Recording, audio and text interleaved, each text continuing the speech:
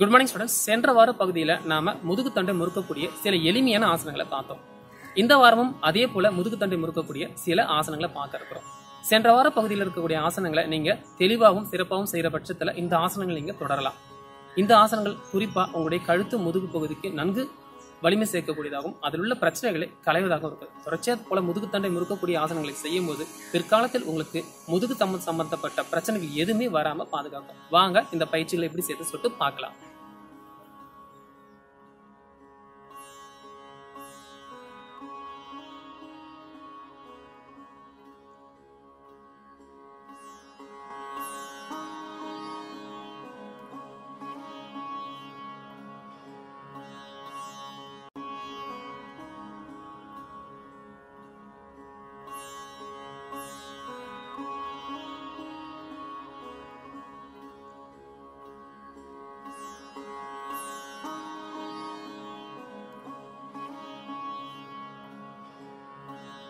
Students, spinal twisting சீரீஸ்ல நாம் அடுத்ததாக பார்க்க இருக்கக்கூடிய ஆசனம் வஜ்ர வக்ராசனம் என்று அழைக்கக்கூடிய twisting pose in thunderbolt போஸை நம்ம இப்போ பார்க்க இருக்கிறோம்.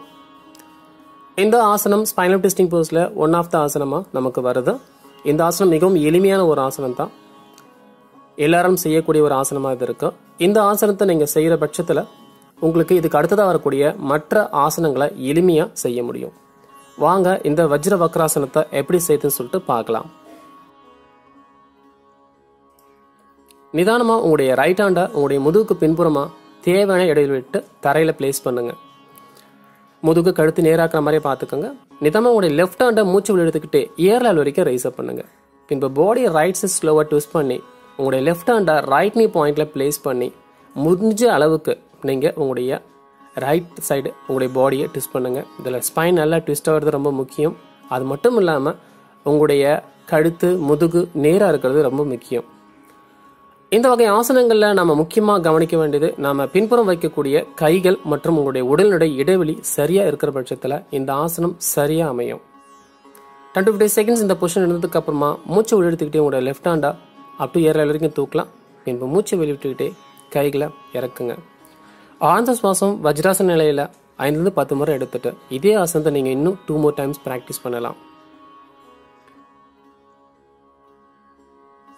ஸ்டூடெண்ட்ஸ், இந்த வஜ்ர வக்ராசனா பிராக்டிஸை நீங்கள் பண்ணும்பொழுது சில நேரங்களில் உங்களுடைய கழுத்து முதுகு பகுதியில் ஏதாவது இறுக்கமான தன்மையோ அல்லது வலியோ உணர்ந்தாலோ நீங்கள் ரேபிட் போஸ் என்று அழைக்கக்கூடிய இந்த சஷங்காசன பயிற்சியை அப் டு 1 minute வரைக்கும் எடுத்துக்கோங்க. இதன் மூலமாக முதுகு பகுதியிலேயே கழுத்து பகுதியில் ஏற்பட்ட வலி குறையும். பின்பு நீங்கள் இந்த வஜ்ர வக்ராசனா பிராக்டிஸை இன்னும் 2 more times பிராக்டிஸ் பண்ணலாம் அல்லது மற்ற பயிற்சிக்குள்ளே நீங்கள் போகலாம்.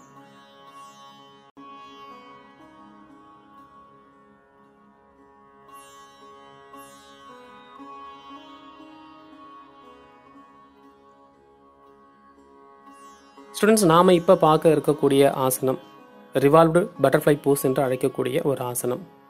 இந்த ஆசனம் உங்களுடைய முதுகுத்தண்டு இடுப்பு பகுதியில் சேரக்கூடிய லும்பர் ரீஜனையும் தொடை எலும்பு பகுதிகள் இடுப்பு பகுதியில் சேரக்கூடிய சியாட்டிகா ரீஜனையும் நன்கு சிமுலேட் செய்யறதுனால உங்களுக்கு இடுப்பு சம்பந்தப்பட்ட பிரச்சனைகள், அடி முதுகு சம்பந்தப்பட்ட பிரச்சனைகளை குறைக்கிறதுல முக்கிய பங்கு வகிக்குது. வாங்க இந்த ரிவால்வ்டு பட்டர்ஃப்ளை போஸை எப்படி செய்யுதுன்னு சொல்லிட்டு பார்க்கலாம். நிதானமா நீங்க அர்த்த பத்மாசனா நிலையிலிருந்து சிட்டிங் பட்டர்ஃப்ளை போஸ்க்கு நீங்க வந்துருங்க. ஃபுட்டோட சோல்ஸ் சரியா மீட் ஆனபடியும் நீ பாயிண்ட் நல்லா வைட் ரேஞ்சுக்கு நல்லா விரிஞ்சபடியும் இருக்கணும். இந்த நிலை சரியா கிடைச்சதுக்கு அப்புறமா உங்களுடைய ரைட் ஹேண்டை ஸ்லோவா முதுகுத்தண்டுக்கு நேரா பின்புறமா வைங்க. தேவையான அளவுக்கு இடைவெளி மிக மிக முக்கியம். பின்பு நிதானம் மூச்சு விழுத்துட்டே உங்களுடைய லெஃப்ட் ஹேண்டை இயர் லெவல் வரைக்கும் தூக்கலாம். பின்பு பாடியை ரைட் சைட் ட்விஸ்ட் பண்ணிட்டு உங்களுடைய லெஃப்ட் ஹேண்டை ரைட் நீ பாயிண்ட் மேலே பிளேஸ் பண்ணுங்க. பின்பு முதுகையும் முறுக்கணும். இதே நேரத்தில் உங்களுடைய 2 முட்டி பகுதிகளையும் கால் முட்டி பகுதிகளையும் தரையில் லேசாக அழுத்திய வண்ணம் நீங்கள் இந்த பொசிஷனை மெயின்டைன் பண்ணணும். இதனால நம்முடைய சியாட்டிகா ரீஜன் நல்லா ஓப்பன் ஆகும், லும்பர் ரீஜனும் நல்லா ஸ்டிமுலேட் ஆகும். இந்த பொசிஷன் 10-15 செகண்ட்ஸ் முதுகு நேர வைத்தபடி நார்மலான பிரீத்திங்கோட நீங்க இருக்கலாம். கழுத்து முதுகு எலும்புகள் நேராக இருக்கபடியும் பின்னாடி ஏதாவது ஒரு ஆப்ஜெக்ட் நீங்க பார்த்தபடியும் இருந்ததுக்கு அப்புறமா நிதானமா மூச்சை உள்ளெடுத்துட்டே உங்களுடைய ரைட் ஹேண்டை மேலே தூக்குங்க. பின்பு மூச்சு வெளிவிட்டுட்டே உங்கள் ரைட் ஹேண்ட் டவுன் பண்ணிவிட்டு பின்புறமாக இருக்கக்கூடிய ஹேண்டை ரிலீஸ் பண்ணுங்கள். சுகாசன நிலைக்கோ அல்லது அர்த்த பத்மாசன நிலைக்கோ நீங்கள் வந்துட்டு ஆழ்ந்த சுவாசத்தை நீங்கள் 3லிருந்து 5 முறை எடுத்ததுக்கப்புறமா இதே ஆசனத்தை நீங்கள் லெஃப்ட் சைடும் ட்ரை பண்ணலாம்.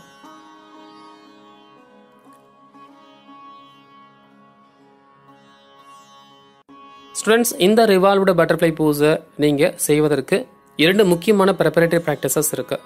ஒன்று ஃப்ளையிங் பட்டர்ஃப்ளை போஸ், மற்றொன்று பெண்டிங் பட்டர்ஃப்ளை போஸ்.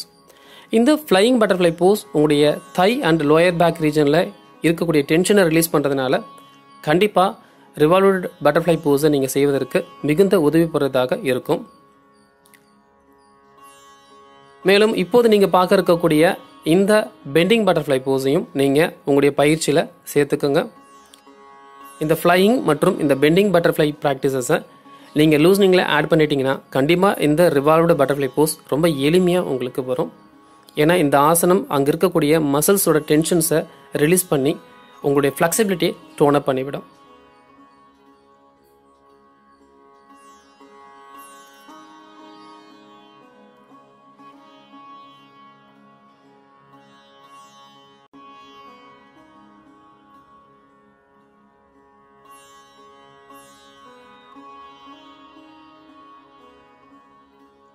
ஸ்டூடெண்ட்ஸ், நாம் இப்போ பார்க்க இருக்கக்கூடிய ஆசனம் வக்ராசனம் என்று அழைக்கக்கூடிய the perfect spinal twisting pose. இதற்கு முன்பு நீங்கள் செய்த பல்வேறு வகையான முதுகுத்தண்டை முறுக்கக்கூடிய பயிற்சிகள் யாவும் இந்த ஆசனத்தை நீங்கள் சிறப்பாக செய்வதற்கு உதவி புரியும். மேலும் இந்த ஆசனமானது இதற்கு அடுத்ததாக வரக்கூடிய சில சிறப்பு நிலை ஆசனங்களை நீங்கள் பயிற்சி செய்வதற்கும் மிகுந்த உதவி செய்வதாக அமையுது. வாங்க இந்த ஸ்பைனல் ட்விஸ்டிங் போஸை எப்படி செய்யுதுன்னு சொல்லிட்டு பார்க்கலாம். மேலும் அதில் இருக்கக்கூடிய 2 வேரியேஷன்ஸையும் இதிலேயே பார்த்துடலாம். நிதானமாக சுகாசன நிலையிலிருந்து கால்கள் நீட்டி ரெடி பொசிஷனுக்கு நீங்கள் வந்துடுங்க. ஆழ்ந்த சுவாசத்தை 3லிருந்து 5 முறை சரியாக எடுத்து விட்டதுக்கு அப்புறமா உங்களுடைய ரைட் லெக்கை ஃபோல்ட் பண்ணி ரைட் ஃபுட்டோட மையப்பகுதியை லெஃப்ட் நீ பாயிண்ட்டுக்கு நியர்பை நீங்கள் பிளேஸ் பண்ணுங்க. இப்போ நீங்கள் உங்களுடைய ரைட் ஹேண்டை உடனடியாக பின்புறமாக நீங்கள் தேவையான இடைவெளி விட்டு சரியான இடத்துல பிளேஸ் பண்ணிக்கோங்க. முதுகுத்தண்டை சாயாத வண்ணம் நேராக இருக்கபடி உங்களுடைய கைகளுடைய இடைவெளி இருக்கணும். பின்பு நிதானமாக மூச்சு இழுத்துக்கிட்டே உங்களுடைய லெஃப்ட் ஹேண்டை இயர் லெவல் வரைக்கும் நீங்கள் உயர்த்தலாம்.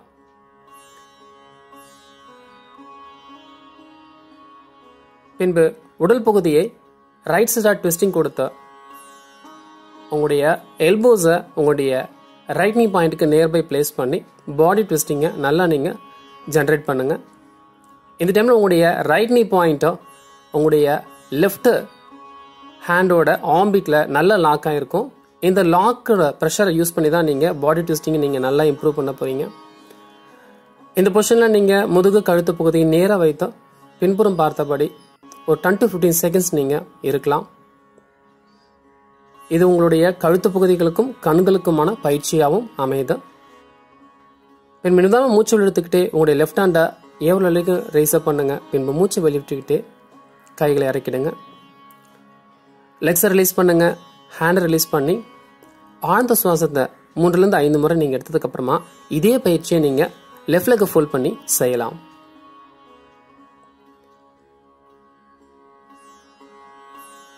ஸ்டூடெண்ட்ஸ், இந்த பர்ஃபெக்ட் ஸ்பைனல் ட்விஸ்டிங் போஸை நீங்கள் ஓரிரு வாரங்கள் பயிற்சி செய்து இந்த ஆசனத்தினுடைய இறுதி நிலையில் உங்களுக்கு கழுத்து பகுதி, முதுகு பகுதி மற்றும் முதுகுத்தண்டினுடைய பல்வேறு பகுதிகளில் எந்த வலியையும் உணராத பட்சத்தில் நீங்கள் இந்த ஸ்பைனல் ட்விஸ்டிங் போஸோட அடுத்த வேரியேஷனை நீங்கள் ட்ரை பண்ணலாம். இந்த செகண்ட் வேரியேஷன் ஆனது உங்களுடைய ஸ்பைனலோட அந்த ஃப்ளெக்சிபிலிட்டியும் அந்த முறுக்கிய நிலையையும் இன்னும் எக்ஸ்ட்ராடினரியாக இம்ப்ரூவ் பண்ணிவிடும். ஒரு நல்ல ஒரு கிரிப் கிடைக்கும். இந்த கிரிப்பிங் பொசிஷனில் நீங்கள் 10 to 15 செகண்ட்ஸ் இருந்து இந்த பயிற்சியை நீங்கள் கண்டினியூ பண்ணலாம். இந்த வக்ராசனா சீரிஸ் எல்லாமே உங்களுடைய இடுப்பு, முதுகு, கழுத்து சம்பந்தப்பட்ட பிரச்சனைகளை குறைக்கக்கூடிய ஆசனங்களாக தான் அமையுது. என்ன ஸ்டூடெண்ட்ஸ், இந்த ட்விஸ்டிங் டைப் ஆஃப் ஆசனாஸ் எப்படி செய்யுதுன்னு சொல்லிட்டு பார்த்தீங்களா? தொடர்ச்சியாக பயிற்சி செஞ்சுட்டு வாங்க. ஆரோக்கியமான முதுகுத்தண்டு, கழுத்து பகுதி, இடுப்பு பகுதி நீங்கள் அடைவீங்க. அது மட்டும் இல்லாமல் ஆரோக்கியமான நுரையீரல் நீங்கள் அடைவீங்க. நன்றி, வணக்கம்.